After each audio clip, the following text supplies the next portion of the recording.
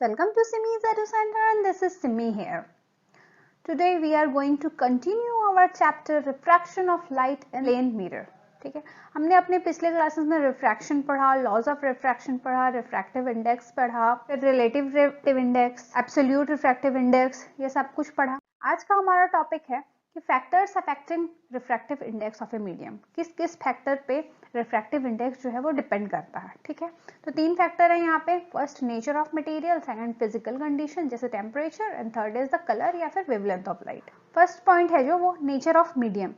Absolute refractive index का formula हमने पिछले बार देखा था कि किसी भी मीडियम का refractive index equal to c, it mean speed of light in air divided by speed of light in that medium. ठीक है, speed of light in air to that medium. ठीक है, तो किसी भी मीडियम में रिफ्रैक्टिव इंडेक्स किस पे डिपेंड करेगा, मतलब वो रिफ्रैक्टिव इंडेक्स इनवर्सली प्रोपोर्शनल है speed of light in medium. ठीक है, इट मीन्स कि जैसा ज्यादा स्पीड होगा तो रिफ्रैक्टिव इंडेक्स कम होगा, रिफ्रैक्टिव इंडेक्स ज्यादा होगा तो स्पीड कम होगा। ठीक है, इट मीन्स दोनों जो है एक दूसरे से इनवर्सली प्रोपोर्शनल है। ठीक है, जैसे कि मान लीजिए कि ग्लास है। ठीक है, ग्लास का स्पीड है 2 × 10⁸ मीटर पर सेकेंड, तो उसका रिफ्रैक्टिव इंडेक्स अगर हम निकाल के लाते हैं तो आता है 1.5। लेकिन अगर वाटर, जैसे वाटर का में स्पीड है 2.25 × 10⁸ मीटर पर सेकेंड और उसका रिफ्रैक्टिव इंडेक्स घट गया, 1.33 हो गया। मतलब ग्लास जो था उसका रिफ्रैक्टिव इंडेक्स 2 था, तो यहाँ पे 2 × 10⁸ था, तो रिफ्रैक्टिव इंडेक्स जो निकल के आया वो 1.5 आया। लेकिन अगर जब स्पीड जो है वाटर में इंक्रीज कर गया, इट मीन्स 2.25 आ गया, 2.25 × 10⁸ मीटर पर सेकेंड आ गया, तो रिफ्रैक्टिव इंडेक्स उसका घट गया, 1.33 आ गया। ठीक है, तो ये क्लियर हो गया कि रिफ्रैक्टिव इंडेक्स और स्पीड जो है एक दूसरे से इनवर्सली प्रोपोर्शनल है। नेक्स्ट है टेम्परेचर। ठीक है, टेम्परेचर क्या होता है? टेम्परेचर हम जानते हैं कि अगर हम टेम्परेचर बढ़ाते हैं तो किसी भी मीडियम में स्पीड ऑफ लाइट भी इंक्रीज होगा। ठीक है, और स्पीड ऑफ लाइट और रिफ्रैक्टिव इंडेक्स का तो यहाँ पे हमने रिलेशन देख ही लिया कि इनवर्सली प्रोपोर्शनल है। इट मीन्स टेम्परेचर बढ़ेगा तो स्पीड भी बढ़ेगा, लेकिन रिफ्रैक्टिव इंडेक्स जो है वो डिक्रीज करेगा। ठीक है, नेक्स्ट इज कलर और वेवलेंथ ऑफ लाइट। कलर या फिर वेवलेंथ, स्पीड लाइट का हर कलर का डिफरेंट होगा। ठीक है, जैसे कि हम फॉर्मूला जानते हैं कि speed is equal to frequency into lambda. ठीक है, C is equal to F into lambda. ठीक है, सी हो गया speed, F frequency and lambda is wavelength. ठीक है, तो यहाँ पे हर मीडियम का जो है इसका मतलब यहाँ क्या है, स्पीड जो है वो डायरेक्टली प्रोपोर्शनल है लैम्डा से। ठीक है, और हमने क्या देखा था कि स्पीड जो है सी जो है वो इनवर्सली प्रोपोर्शनल है 1/μ से, रिफ्रैक्टिव इंडेक्स से। ठीक है,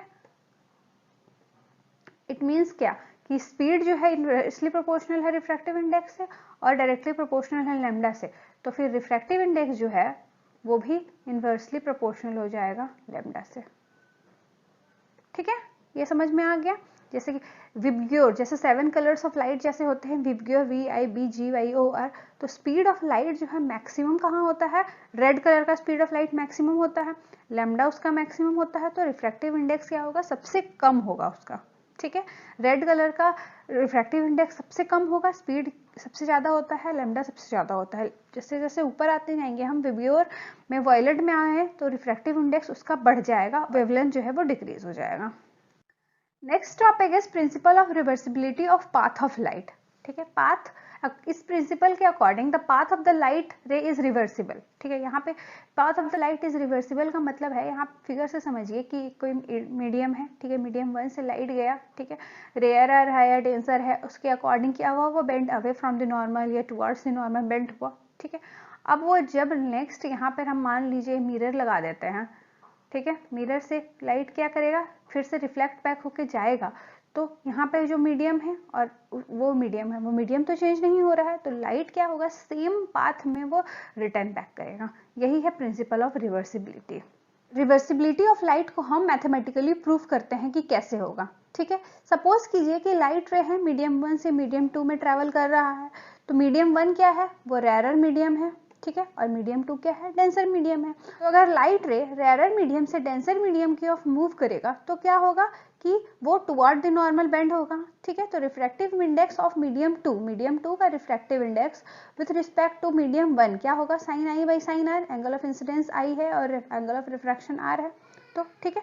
अब सपोज कीजिए नेक्स्ट की लाइट रे मीडियम, नेक्स्ट यहाँ पे मिरर है, तो यहाँ पे मिरर है तो लाइट जो है वो रिफ्लेक्ट बैक हो जाएगा, ठीक है। तो रिफ्लेक्ट बैक होगा, इसमें इस टाइम क्या हो रहा है कि लाइट जो है वो डेंसर मीडियम से रेयरर मीडियम की तरफ मूव कर रहा है, तो क्या होगा कि लाइट रे जो है वो away from the normal move कर जाएगा, ठीक है। तो according to principle of reversibility यहाँ पर होल्ड करेगा, ठीक है।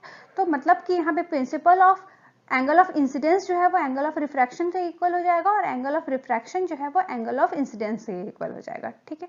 जैसे सपोज कीजिए कि फर्स्ट केस में अगर पहले यहाँ पे जो एंगल था, एंगल बन रहा था वो 30 डिग्री एंगल यहाँ पे फॉर्मेशन हो रहा था, ठीक है। लाइट जो है वो एंगल ऑफ इंसिडेंस 30 डिग्री बना रही थी और यहाँ पे मान लीजिए ये 20 डिग्री का यहाँ पे फॉर्मेशन हो रहा था, ठीक है।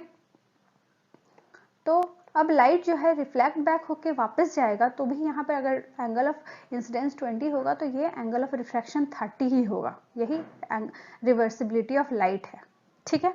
तो सेकंड मीडियम के लिए क्या होगा, जब लाइट रे है वो मीडियम 1 में जाएगा विथ रिस्पेक्ट टू मीडियम 2, तो यहाँ पे एंगल ऑफ इंसिडेंस तो आई और आर इंटरचेंज हो जाएगा, तो sine I divided by sine r, ठीक है। अब ये दोनों जो एक्सप्रेशन निकाला है हमने, इस दोनों को हम मल्टीप्लाई कर देते हैं। It means refractive index of 2 with respect to 1 और refractive index of 1 with respect to 2, दोनों को मल्टीप्लाई कर दिए, ठीक है। तो क्या यहाँ पे sine i by sine r into sine i, और साइन आर जो है ये कट जाता है, ये साइन आई नीचे से और साइन आर ऊपर नीचे कट जाएगा, तो फिर ये refractive index of 2 with respect to 1 और 1 विथ रिस्पेक्ट टू 2, ये क्या आ जाता है, ये 1 आ जाता है, ठीक है। तो यहाँ से हम क्या निकाल सकते हैं कि refractive index of 1 with respect to 2 is 1 divided by refractive index of 2 with respect to 1 और refractive index of 2 with respect to 1 is equal to 1 divided by refractive index of 1 with respect to 2, ठीक है। यही है reversibility of light. ये question बहुत numerical solve करने में ये फॉर्मूलाज बहुत यूज होंगे। Next topic is refraction of light through a rectangular glass block. Rectangular glass block से जब हम क्रॉस करवाते हैं किसी भी लाइट रे को, तब क्या रिएक्शन होता है, क्या क्या क्या प्रोसेस होता है, वो हम अभी यहाँ पे जानते हैं, ठीक है। सबसे पहले रेक्टेंगुलर स्लैब है PQRS, ठीक है। PQRS जो है रेक्टेंगुलर स्लैब है, ठीक है। लाइट रे जो है AE लाइट रे वो यहाँ पे फॉल कर रहा है रेक्टेंगुलर ग्लास स्लैब में। AE ये जो लाइट रे है वो यहाँ पे फॉल कर रहा है और एंगल ऑफ इंसिडेंस I बना रहा है, ठीक है। लाइट रे यहाँ पे क्या हो रहा है, रेयरर मीडियम से डेंसर मीडियम की ओर जा रहा है, ठीक है। ये N1 N2 क्या है, ये नॉर्मल है, ठीक है। ये लाइट रे क्या हो रहा है, एंगल ऑफ इंसिडेंस I बना रहा है और यहाँ पे R बना रहा है, ये रेयरर मीडियम से डेंसर मीडियम की ओर मूव कर रहा है, तो ये क्या करेगा, bend toward the normal, normal के टुवर्ड बेंड करता है, ठीक है। नेक्स्ट अब लाइट रे क्या, यहाँ पे अब रिफ्रैक्टेड रे क्या हो गया, EF जो है वो रिफ्रैक्टेड रे है, ठीक है। अब EF रिफ्रैक्टेड रे है तो यहाँ लाइट आके क्या F में ग्लास स्लैब में फिर से टकराया। इट मीन्स वो क्या करेगा, वो लाइट रे बाहर निकलने का कोशिश करेगा, ठीक है, ग्लास स्लैब से फिर से निकलेगा। तो यहाँ पर अब लाइट रे क्या हो रहा है, अब यहाँ पे डेंसर मीडियम हो गया ये और ये रेयरर मीडियम हो गया। तो डेंसर मीडियम से रेयरर मीडियम की ओर जब लाइट जाता है तो लाइट क्या होता है, away from the normal move करता है, ठीक है। तो ये अवे फ्रॉम द नॉर्मल चला जाएगा। इट मीन्स क्या, AEN1 ये क्या है, एंगल ऑफ इंसिडेंस है, N2E या F या फिर FEN2 ये है एंगल ऑफ रिफ्रैक्शन और DFN2 ये क्या है, एंगल ऑफ इमर्जेंट, ठीक है। लास्ट ये रिफ्रैक्शन है या एंगल ऑफ इमर्जेंट है। अब यहाँ पे देखिए कि प्रिंसिपल ऑफ ये जो लाइन है AE वाला लाइन को अगर हम आगे प्रोड्यूस करते हैं, ठीक है, और ये जो लाइन है FD, ठीक है, ये दोनों क्या है, एक दूसरे से पैरेलल है, ठीक है। ये क्या है, एक्चुअल अगर ग्लास स्लैब नहीं होता तो लाइट क्या करता है, इस डायरेक्शन में आके ऐसे करके मूव कर जाता, स्ट्रेट चला जाता, लेकिन ऐसा तो हुआ नहीं, ग्लास स्लैब आ गया बीच में तो रिफ्रैक्शंस हो गए, उसमें मीडियम का इंटरचेंज हो गया।